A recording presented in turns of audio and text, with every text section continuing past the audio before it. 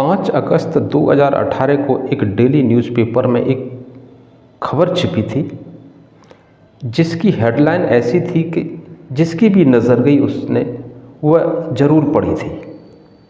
खबर थी कि भरोसे पर दोस्त ने दोस्त को अपनी पत्नी उधार दी थी, चेयरमैन बन गई तो वापस नहीं किया। इस न्यूज़ में उधार दी गई बीबी वाली बात पढ़ने वाला हर आदमी हैरत में था। इस हेडलाइन की न्यूज़ में यह भी शामिल था कि महिला के पति की ओर से बीबी को वापस दिलाने के लिए अदालत में भी अर्जी लगानी पड़ी थी। इस न्यूज़ के हिसाब से एक शादीशुदा व्यक्ति को अपनी पत्नी को नेता बनाने का ऐसा खुमार चढ़ा कि उसने पत्नी को सियासी गलियारे में उतारने के लिए यह सोचकर अपनी पत्नी दोस्त को उसे उधार दे दी कि वह चुनाव लड़ाएगा। संजोग से उसकी पत्नी चुनाव जीत गई और चेयरमैन भी बन गई, लेकिन चेयरमैन बनने के बाद पत्नी ने पति को भुला दिया। शर्त के मुताबिक चुनाव जीतने के बाद महिला के पति ने दोस्त से बीबी लौटाने को कहा तो दोनों की दोस्ती दुश्मनी में बदल गई। यहाँ तक कि दोस्त ने महिला के पति को पहचानने से भी इनकार कर दिया। अब इस पर मामला गर्म आ गया। नतीजा ये हुआ, जो बात अभी तक 3 लोगों के बीच में थी, अब वो बात सार्वजनिक हो गई। साथियों, इस कहानी की सच्चाई पूरी जानने के लिए जुड़े रहिए हमारे साथ इस वीडियो में अंत तक। साथियों, कहानी बहुत ही इंटरेस्टिंग होने वाली है, वीडियो को अंत तक ज़रूर देखना। नमस्कार, आदाब, सत श्री अकाल। मैं संजय कुमार वार्ता 365 में आपका स्वागत करता हूं। दरअसल उत्तराखंड के ज़िला उधम सिंह नगर के जसपुर तहसील में थाना कुंडा क्षेत्र में एक गांव है। गांव का नाम है बावरखेड़ा। इसी गांव में नसीम अंसारी का परिवार रहता है। नसीम की दोस्ती मुरादाबाद ज़िले के भोजपुर निवासी पूर्व नगर अध्यक्ष शफी अहमद के साथ काफ़ी पहले से थी।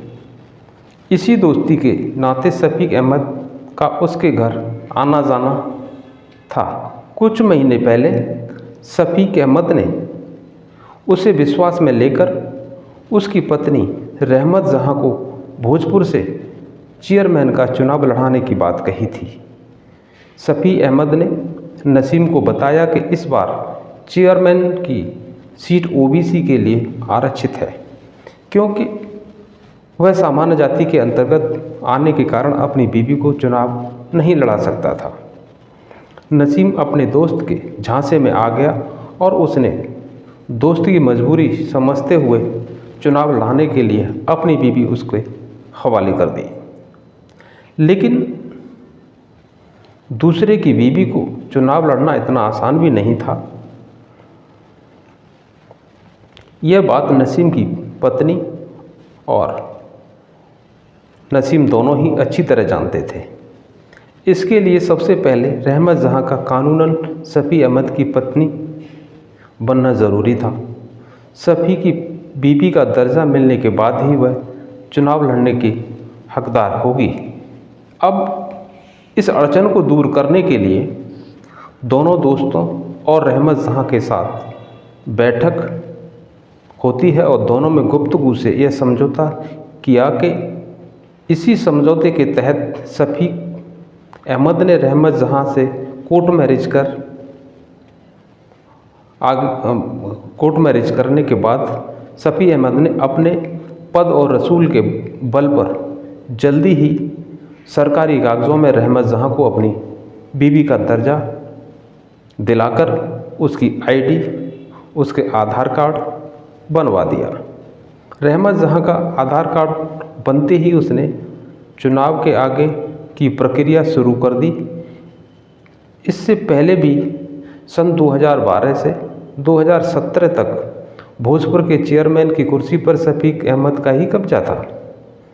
शफी को पूरा भरोसा था कि इस बार भी जनता उसका साथ देगी, क्योंकि उसने उस एरिया में काफ़ी अच्छा काम कराया था, लोगों का दिल पहले से ही जीत रखा था। इस बार आरक्षित के कारण शफीक को सपा से टिकट नहीं मिली। पिछड़े वर्ग की महिला के लिए ये सीट आरक्षित हो गई थी। शफीक अहमद सामान्य वर्ग में आने के कारण इस बड़ी समस्या में था और समस्या को निपटाने के लिए शफीक अहमद ने रहमत जहां से कोर्ट मैरिज करके उसे कानून अपनी पत्नी बनाकर उसे निर्दलीय चुनाव लड़वा दिया। शफीक के पुराने रिकॉर्ड और काम की वजह से चुनाव भी जीत गई। उसने अपनी प्रतिद्वंदी परवेज जहां को 117 वोट से हराकर जीत हासिल की थी। रहमत जहां को चेयरमैन बने हुए मात्र 8 महीने हुए थे कि नसीम अंसारी ने अपनी पत्नी रहमत जहां को वापस ले जाने के लिए शफीक अहमद से बात की तो बात बढ़ गई। शफीक अहमद ने इस बात को पल्ला झाड़ते हुए नसीम से कहा कि वो स्वयं रहमत जहां से बात करे, मैं इसमें कुछ नहीं कहना चाहता। नसीम ने इस बारे में रहमत जहां से बात की तो उसने साफ ये कह दिया कि तुमसे मेरा कोई लेना देना ही नहीं है। मैंने शादी शफीक अहमद से की है और वो भी कोर्ट मैरिज की है। वहीं जो शफीक अहमद है वो मेरा कानूनन पति है। अब मैं तुम्हें नहीं जानती। रहमत जहां की ये बात सुनकर के नसीम काफ़ी परेशान होता है और उसके दिमाग घूमने लगा, लेकिन उसने फिर भी अपने बच्चों का वास्ता देते हुए रहमत से ऐसा ना करने को कहा था। लेकिन है कि रहमत जहां ने कोई भी बात उसकी सुनने से इनकार कर दिया था। अब इसके बाद उसके साथ जाने तक साफ इनकार कर दिया था। इसके बाद नसीम ने शफीक अहमद से बात की, लेकिन उसने भी रहमत जहां को वापस देने से साफ इनकार कर दिया और शफीक अहमद का कहना था कि उसने रहमत जहां से निकाह किया है और वह कानूनन उसकी बीवी है। तुझे जो भी करना है अब कर ले, मैं रहमत जहां को बिल्कुल भी तुझे नहीं दे सकता। अब नसीम के पास एक ही रास्ता था कि वह अदालत की शरण में जाए और उसके वकील जाए। फिर उसने अपने वकील के माध्यम से जसपुर के न्यायिक मजिस्ट्रेट की अदालत में धारा 156(3) के तहत प्रार्थना पत्र दाखिल किया और जिसमें कहा कि शफीक अहमद ने उसकी बीवी से जबरन निकाह कर लिया। नसीम अंसारी ने अदालत में जो प्रार्थना पत्र दिया उसमें कहा गया है कि वर्ष 2006 में उसका निकाह सरवर खेड़ा निवासी दादू की बेटी रहमत जहां से हुआ था, जिसमें उसका एक बेटा है उससे जो पैदा हुए थे और एक बेटी है। 17 नवंबर 2017 की रात को 10 बजे शफीक अहमद, नईम चौधरी और एक अन्य व्यक्ति के साथ मुरादाबाद भोजपुर निवासी उसके घर आए और उन लोगों ने मेरी कनपट्टी पर तमंचा रखा और मेरी पत्नी को कार में डालकर ले गए। बाद में शफीक अहमद ने उसकी बीवी रहमत जहां से जबरन निकाह कर लिया। उसके कुछ समय बाद कुछ लोग कार में फिर से घर पर आए और उनके दोनों बच्चों को भी उठा ले गए। अब 13 अगस्त 2018 को इस मामले में अदालत ने पीड़ित नसीम अंसारी के अधिवक्ता की पहली दलील सुनने के बाद थाना कुंडा की रिपोर्ट दर्ज करने के आदेश दिए और नसीम ने अपना पक्ष रखते हुए कहा कि रहमत जहां ने उसे बिना तलाक दिए शफीक से निकाह किया है, जो कि शरीयत के हिसाब से बिल्कुल गलत है। दूसरी ओर रहमत जहां का कहना है कि उसने नसीम की रजाबंदी से शफीक के साथ निकाह किया था और यह भी कहा कि आर्थिक तंगी के चलते नसीम ने शफीक अहमद से उसके बदले हर माह खर्च के लिए 12,000 रुपये देने का समझौता किया था। अब जो शफीक अहमद उसे हर माह दे रहा है, इसमें उनका कोई कसूर नहीं है। इस वक्त वह कानूनन सफ़ी की पत्नी है और रहेगी भी। उसके दोनों बच्चे भी उसके साथ रह रहे हैं। बच्चों को सफ़ी के साथ रहने में कोई भी एतराज़ नहीं है। ये रहमत जहाँ के बयान थे। बहरहाल नसीम की ओर से यह मामला थाना कुंडा में दर्ज हो गया और कुंडा थाने के प्रभारी ने इस मामले की सच्चाई सामने लाने के लिए जांच शुरू कर दी। अब जांच शुरू की गई तो कहानी कुछ और ही निकली साथियों। कहानी कुछ और ही कहती है कि उत्तराखंड के जिला उधम सिंह नगर का गांव सरवरखेड़ा थाना कुंडा क्षेत्र में आता है। ये गांव मुस्लिम बहुमूल आबादी का गांव है और ज़्यादातर यहाँ पर लोग मज़दूर किस्म के हैं और इनके मज़दूर किस्म के हैं और सभी लोग मज़दूरी करते थे। लेकिन वहाँ एक नई मंडी, सब्जी मंडी की स्थापना हुई और उस सब्जी मंडी में लोगों ने अपना कारोबार शुरू कर दिया था और धीरे धीरे वहाँ के हालात सुधरने लगे थे। रहन सहन में भी काफ़ी बदलाव आने लगा था। यहाँ के कम ज़मीन वाले काश्तकारों ने अपनी ज़मीन बेच करके अपने अपने कारोबार बढ़ा लिए थे।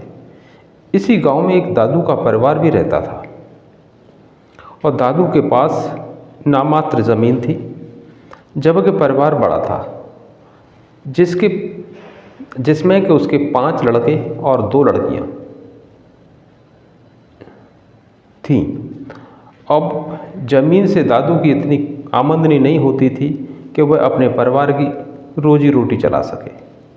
अब इसके लिए दादू ने अनाज मंडी में अनाज खरीदने और बेचने का काम शुरू कर दिया था। अब इसके बाद वह दादू गांव में जाता और अनाज किसानों से खरीदता और सब्जी मंडी अनाज की मंडी में बेच दिया करता था।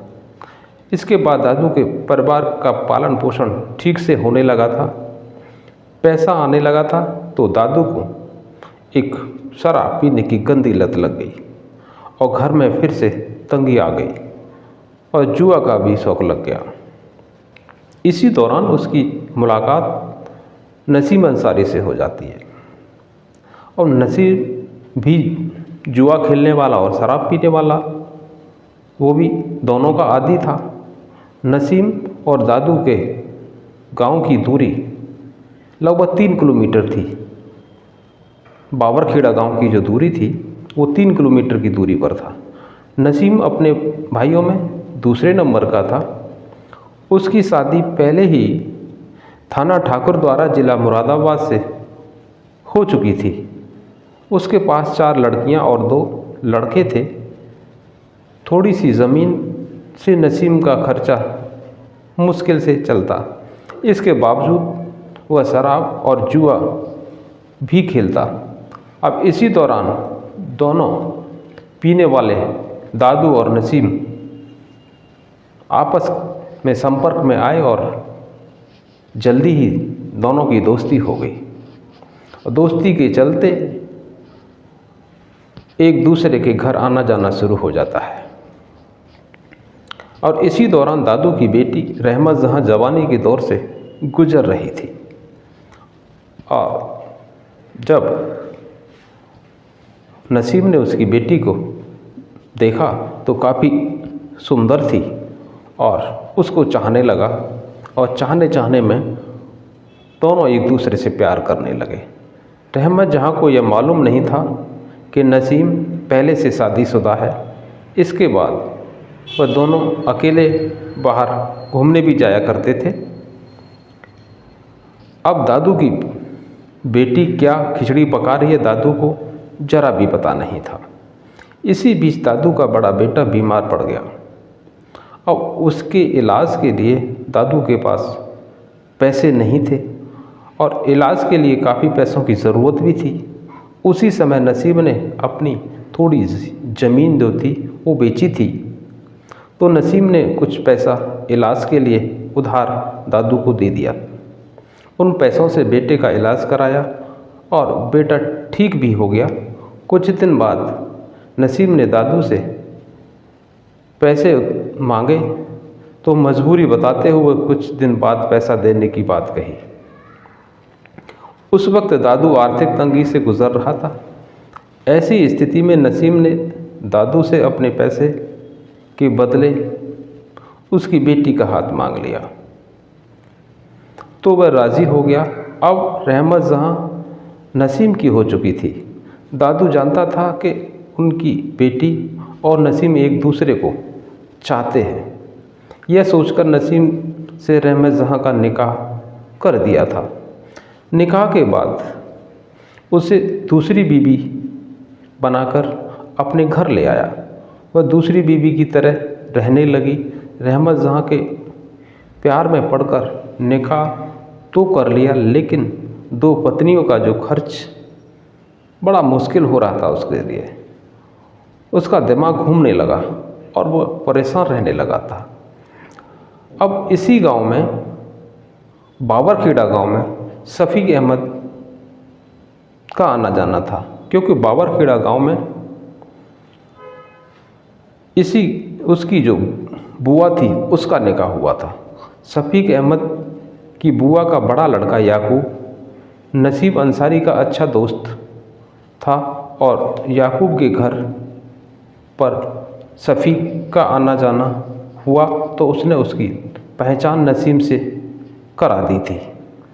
अब इसके बाद नसीम को पता था कि शफीक भोजपुर कस्बे का एक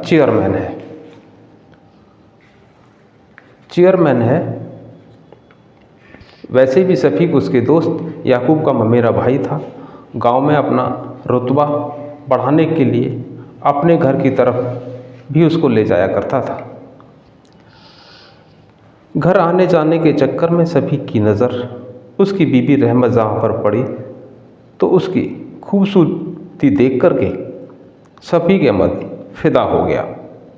हालांकि चेयरमैन शफीक के पास पहले से ही एक से बढ़कर एक दो उसकी खूबसूरत बीवियां थीं, लेकिन रहमत जहाँ पर उसकी नज़र पड़ी तो उसे भी चाहने लगा।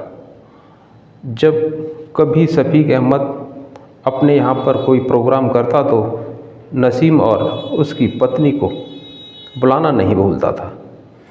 इसी आने जाने में शफी और रहमत जहाँ के बीच में प्यार भी बन गया और प्यार का रिश्ता बनने के बाद एक दूसरे पर दोनों में मोबाइल पर भी बात होने लगी थी। तो रहमत जहाँ ने कई बार शफीक से निकाह करने की बात कही थी, लेकिन समाज में साख खत्म होने की वजह से शफीक ने इस बात से मना कर दिया था कि मैं शादी नहीं करूँगा। अब इसके बावजूद भी रहमत जहाँ अपने आप को समझा नहीं पा रही थी।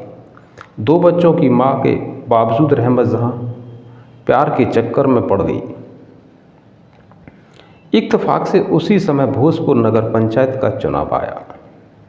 अब तक नगर पंचायत अध्यक्ष की जो सीट थी शफीक अहमद के पास थी, लेकिन इस बार ये सीट महिला ओबीसी के लिए आरक्षित हो गई।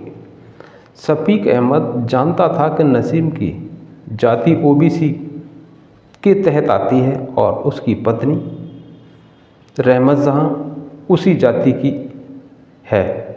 यह बात मन में आते ही शफीक ने तिगड़मबाजी लगाना शुरू कर दी कि उसने बाबरखेड़ा जाकर के नसीम और उसकी पत्नी से बात की। तो इस बात पर नसीम ने पहले तो मना कर दिया कि मैं ऐसा नहीं कर सकता। इसके बाद शफीक काफ़ी परेशान होने लगा और नसीम नहीं चाहता था कि उसकी जो बीवी किसी और की बन कर के रहे। नसीम को यह बात मालूम थी इतना काम ये आसान भी नहीं है जो कि इस बात को ये कह रहा है, लेकिन आगे के लिए उसने प्रयास जारी रखा। अब इसके लिए पूरी कानूनी प्रक्रिया होना ज़रूरी है। अब फिर भी इसके आर्थिक तंगी के कारण और बार बार शफीक के कहने की वजह से नसीम अंसारी ने अपनी बीवी को चुनाव लड़ने के लिए हाँ कह दिया। और नसीम का कहना है कि आपसी समझौते के समय शफीक अहमद ने कहा था कि चुनाव जीतने के बाद वह अपनी बीवी उसे वापस देगा। उसके बाद जो भी काम हुआ करेगा रहमत जहाँ भोजपुर जहाँ करके निपटा लिया करेगी। यह बात नसीम को भी अच्छी लगी थी। इसी समझौते के बाद नसीम ने अपनी बीवी रहमत जहाँ को चुनाव के लिए अनुमति दी थी। अंसारी का कहना है कि शफीक ने आर्थिक तंगी का फ़ायदा उठा करके उससे उसकी बीवी बच्चों को छीन लिया, लेकिन उसकी बीवी रहमत जहाँ का भी कहना है कि नसीम को शराब पीने की ज़्यादा लत थी, इसके चलते अपनी सारी ज़मीन बेच डाली और उसके बाद उसको अपने 2 बच्चों को पालने के लिए काफ़ी भुखमरी के दिन देखने पड़ रहे थे। इसी वजह से रहमत ने 2010 में तलाक दे दिया था। तलाक के बाद वह दोनों बच्चों को लेकर अपने पिता दादू के गांव सरवरखेड़ा में रहने लगी थी और वहीं पर अपना गुजारा कर रही थी। रहमत जहाँ का ये भी कहना है कि नसीब के तलाक के बाद उसने 2011 में भोजपुर निवासी शफीक अहमद से निकाह किया था। बाद में वह चुनाव जीतकर चेयरमैन बन गई तो नसीब के मन में लालच आ गया और नसीम अंसारी ने शफीक अहमद से अपने खर्च के लिए कुछ पैसों की मांग रखी थी, जिसके न मिलने के कारण विवाद खड़ा कर दिया। रहमत जहाँ का कहना है कि उसने शफीक अहमद के साथ निकाह किया है। नसीम उसे पहले ही तलाक दे चुका था। इसके बाद इस नसीम के साथ कोई भी संबंध नहीं रह जाता। साथियों, अब देखना यह है इस केस की सुनवाई कोर्ट में चल रही है। कोर्ट किसकी तरफ फैसला देता है, किस रहमत जहाँ किसकी होगी, ये कोर्ट के निर्णय के बाद पता लगेगा। साथियों, ये थी आज की कहानी। इस कहानी को सुनाने का उद्देश्य हमें किसी की भावनाओं को ठेस पहुंचाना या गलत मैसेज देना नहीं है, बल्कि आज की समाज को जागरूक करना है। साथियों, हमारी अगर ये कहानी पसंद आई हो तो एक लाइक और हमारे चैनल को सब्सक्राइब करना ना भूलें। कहानी सुनने के लिए बहुत बहुत धन्यवाद।